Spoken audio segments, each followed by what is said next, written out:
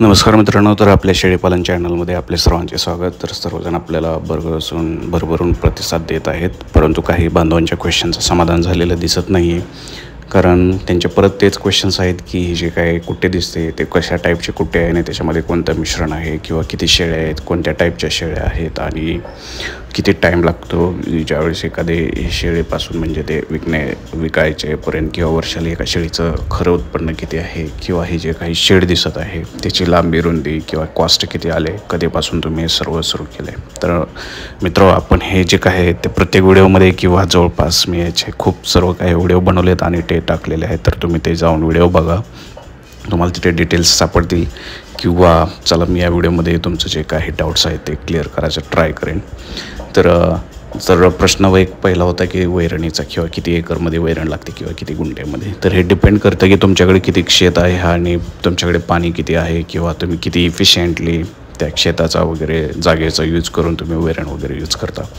कारण आमच्याकडे असं शेतासाठी थोडीशी जमीन आहे, तर त्याच्यामध्ये अल्टरनेट पिके घेतली जातात. कधी मका घेतली जाते, कधी ज्वारी असते, कधी कडोळ असते आणि एक आम्ही फिक्स चारा ठेवलेला आहे शेळ्यांसाठी की एक आहे मेथी घास. तसेच आमच्याकडे डाळिंबाग आहे, तर त्याच्यामधून कंटिन्यू आम्हाला रोज एक गवताचा गाडा मिळतो.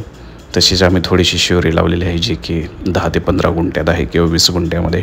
तर त्यातूनही रोज आम्हाला एक गाडा मिळतो आणि ही जर शिवरी बघितली तर याला जवळपास एक 5-6 वर्ष झालेले आहेत. त्यामुळे हे शिवरीचे सर्व झाडे एवढे मोठे झालेले आहेत. तर जसं हे झाडांचं एज वाढेल तसं तुम्हाला तेवढ्या प्रमाणात मुबलक असा शेळ्यांना चारा मिळेल. आणि त्याचबरोबर आम्ही एक दुधी गवत किंवा मेथी घासही केलेला आहे आणि तोही कंटिन्यू म्हणजे रोज एक गाडा शेळ्यांना अवेलेबल राहतोच. तर तुमच्याकडे जर असं व्यवस्थित असेल तर तुम्ही हे करायला काही हरकत नाही. कारण बाहेरून सर्व काही चारा आणणं आणि तो विकत देणं हे काय अजिबात परवडणारं नाही आहे. तसेच मित्र, हे आपलं बंदिस्त शेळीपालन आहे, म्हणजे आपण ह्या शेडमधील शेळ्या ह्या बाहेर कुठे चारायला सोडत नाही. त्यामुळे सर्व शेळ्या ह्या शेडमध्येच असतात. तर बरेच बांधव असंही करतात की ते सर्व शेळ्या बाहेर चारायला नेतात आणि त्यांनाही विचारा, त्यांचे रिझल्ट खूप चांगले असतात. त्यांना असं रोज काही वैरण आणायची गरज नाही लागत. आणि जे काही शेळ्या अशा बाहेर वगैरे चरतात ह्याच कम्पॅरेटिव्हली बंदिस्त शेळीपालन त्या शेळ्यांची जरा क्वालिटी चांगली असते, कारण त्यांना बाहेर सगळं वेगवेगळ्या प्रकारचं गवत वगैरे खायला मिळतं हे. पण इथे तसं काही हेतू नाही, कारण आपण त्यांना रोज वेगवेगळ्या टाईपचं हे टाकतो, म्हणजे खुराक दिला जातो. मका किंवा गहू असतो, त्याच्यासोबत थोडीशी पेंड असते आणि त्यासोबत रोज एक पौष्टिक चारा असतो. जसं की हे बघताय की भुसा वगैरे आहे, ज्याच्यातून त्यांना प्रोटीन्स वगैरे जे काय आहे ते मिळतं. आणि मित्रांनो, नुसतं शेळ्यांना चारा देऊन चालत नाही, तर त्यांची स्वच्छता ठेवणं, वेगवेगळ्या टायमिंगला त्यांना औषधं वगैरे देणं, लसीकरण करणं किंवा त्यांच्या तब्येतीनुसार प्रॉब्लेम जाणून घेणं हे सर्वात महत्त्वाचं आहे. कारण एकदा आजार एका लिमिट बाहेर गेला तर ह्याच्यामध्ये शेळ्या मृत पावणाऱ्या शेळ्यांची ही संख्या खूप जास्त आहे. त्यामुळे अचानकच तुम्ही सुरुवात करू नका. सुरुवातीला फक्त एक 4-5 शेळ्या घ्या, त्याच्यापासून सुरुवात करा. अन्यथा तुम्ही जर हे असं बघितलं की एकदमच एक 50-100 शेळ्या आणल्या तर त्यातून तुम्हाला खूप काही लॉस होऊ शकतो आणि अचानक तुम्हाला म्हणजे जेवढे काय तुम्ही इन्व्हेस्टमेंट केली ते लॉसमध्ये जाऊ शकते. तर इतरांनी केले म्हणून करू नका, परंतु एक माहिती घ्यायचा प्रयत्न करा, थोड्यापासून सुरुवात करा, तरच तुम्हाला ते हळूहळू फायदेशीर जाईल. कारण जेवढंही दिसतंय तसं नाही, याच्यामध्ये खूप कष्ट वगैरे करावं लागतं आहे. आणि तुम्ही थोडंसं एक बिटल शेळीपालनाकडे गेला, बिटल बोकडकडे, तर तुम्हाला एक रिझल्ट चांगले मिळतील. कारण बिटल बोकडचे जे काय रिझल्ट्स आहेत बाहेर डिमांड आहे आणि एका बोकडाची किंमत जवळपास 40-50-60 हजार इव्हन 1.5-2 लाखला पण एक बोकड विकले गेलेलं आहे. तर एवढी डिमांड राहते, त्यांचं वजन वगैरे वाढते आणि मार्केटमध्ये पण डिमांड आहे, लोक वगैरे घेतात. त्यामुळे तुम्ही हे तसं करा. आणि शेडचे आपण हे माहिती पण सांगितली की कसं हे वगैरे केलं आहे की 120 फूट लांबी आहे, 90 फूट रुंदी आहे आणि हा मेथीघात चारा वगैरे अशा प्रकारे शेतामध्ये लावा.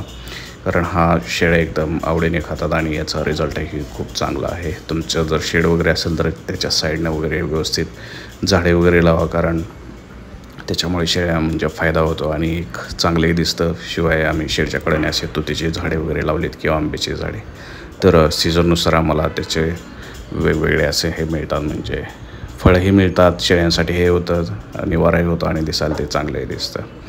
तर मित्र, हा मेथी घास आपला एका साईडनं मेथी घास काढेपर्यंत दुसऱ्या साईडनं हा मेथी घास येतो. त्यामुळे हे कंटिन्यू एक सायकल चालू राहते, कंटिन्यू एक चक्र चालू राहते. त्यामुळे याचं इथलं काही टेन्शन नाही आहे. तर आपण हे जो काय चारा वगैरे केला आहे त्याचा एक डिटेलमध्ये व्हिडिओ टाकलेला आहे. तर तुम्हाला तो आपल्या यूट्यूब चॅनल हा प्रोफाईलला, इंस्टाग्राम पेजच्या प्रोफाईलला लिंक केलेला आहे. किंवा जर तुम्ही डिरेक्टली यूट्यूबला असाल तर तुम्ही एक असा व्हिडिओ सर्च करा किंवा ह्या चॅनलच्या पेजवर जावा. तिथे तुम्हाला एक डिटेल दिसेल की कसं बी आणले किंवा कसं नियोजन केलं, तर कुठून कसं लावलं होतं. तसेच मित्र, हे आपण एक सुकी कुटे केलेले आहेत. तर असे हे तुम्हाला एकदम सुकी कुटे करून तुम्ही एका ह्याच्यामध्ये भरून ठेवू शकता.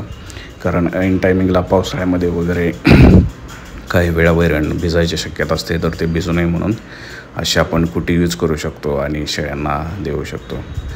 तर शेळ्यातल्या गव्हाणीची वगैरे साईज अशी असली पाहिजे सर्व, म्हणजे एकदम शेळ्यांची दाटणी होता कामा नये किंवा त्यांची खूप जास्त स्पेसही राहायला न पाहिजे. म्हणजे इकॉनॉमिकली सर्व काही व्यवस्थित झालं पाहिजे, जेणेकरून तुमच्या बजेटवरही जास्त लोड पडू नये किंवा तुम्हाला त्याचा हे पण जास्त होऊ नये.